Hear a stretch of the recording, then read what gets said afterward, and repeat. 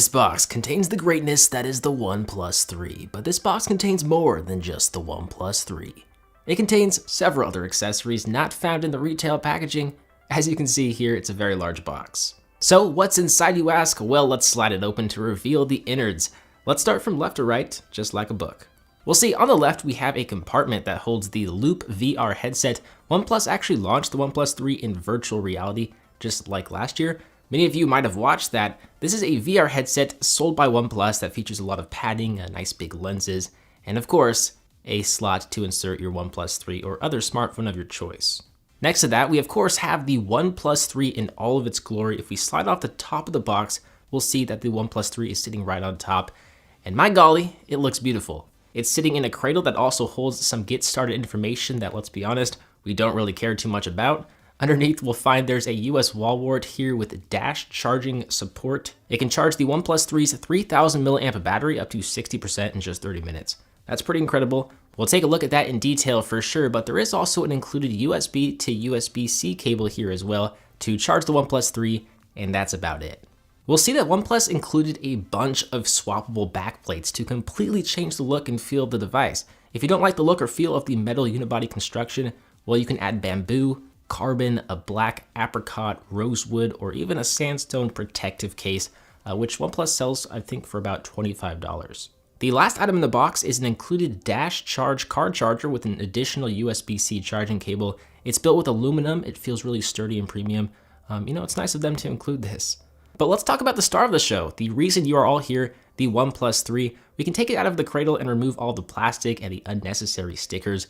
It's pretty incredible to think this phone costs about half as much as the competition, half as much as the HTC 10 or Galaxy S7. It doesn't feel like it has any compromises here, certainly not in the build department. It's crafted with an anodized aluminum unibody and it measures in at just 7.35 millimeters thick, so it's a razor sharp device. The camera does protrude a little bit, so it makes you wonder why they didn't just fill out the body with battery to make the camera sit flush with the body, but it is what it is, I guess. So there's a volume rocker on the left-hand side, underneath a physical notifications switch that toggles between silencing your notifications or showing all of your notifications or showing only priority notifications. The power sleep on-off button is on the right-hand side underneath the SIM card slot. There's no micro SD card slot, but the OnePlus 3 does feature 64 gigabytes of onboard storage, which I think is enough for most people. A USB-C port, bottom-facing speaker, and 3.5mm headphone jack is on the very bottom of the phone.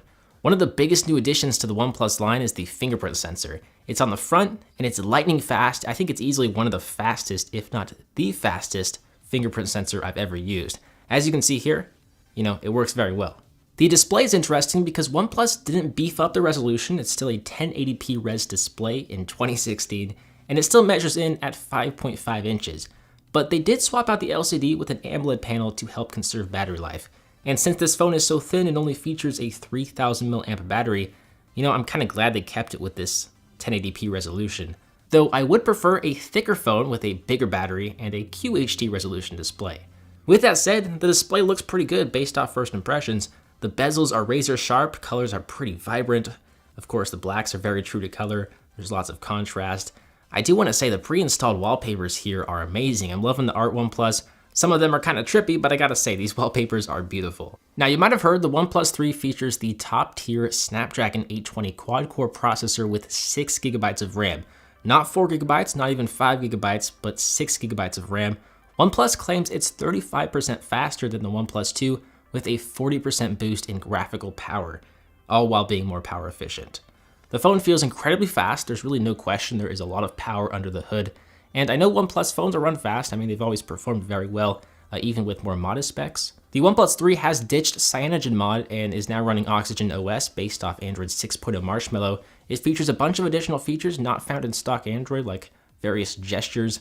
You can swipe down on your home screen to view the notification panel or swipe up to view Google Now. And on the lock screen, you can draw a circle to access the camera, draw a V to access the flashlight. There's also a double tap to wake functionality. To the left of the home screen, there's a separate panel which contains some of your most used apps.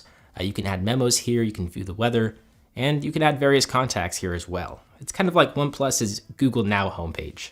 On the rear of the phone, you'll see a 16 megapixel Sony PDAF sensor with an f2.0 aperture with 4K video support, HDR, OIS, and raw image support. There are even manual controls in the settings. You can expect a full review of the camera, but in the meantime, here are some sample photos. Let me know what you think of them in a comment below. I have mentioned there's a 3000 mAh battery here with dash charging support via a USB connection. Some other things worth mentioning is the fact that each OnePlus 3 is carrier unlocked and it supports GSM carriers. Apparently it supports 3G on Verizon, but not 4G. NFC is also present in the OnePlus 3, so you can use Android Pay if you so desire. To wrap up my unboxing and first impressions, I gotta say this phone is the complete package. You know, it has a premium build, incredible performance, at least on paper, one of the fastest fingerprint scanners, a pretty solid camera, as you can see from some of the sample photos, and the battery life is pretty decent, also on paper. Obviously, we're going to need to spend more time with this device before we can full-heartedly recommend it to you, but it looks very promising. Is it a flagship killer in every sense of the word? No, since it doesn't support every US carrier like most flagships from Apple or Samsung, but it's getting there, and it does offer flagship specs for a darn good off-contract price of about $400. I think best of all, you can now buy a OnePlus phone without needing an invite. I do want to say the opinions in this video are my own, but please let me know your opinions in a comment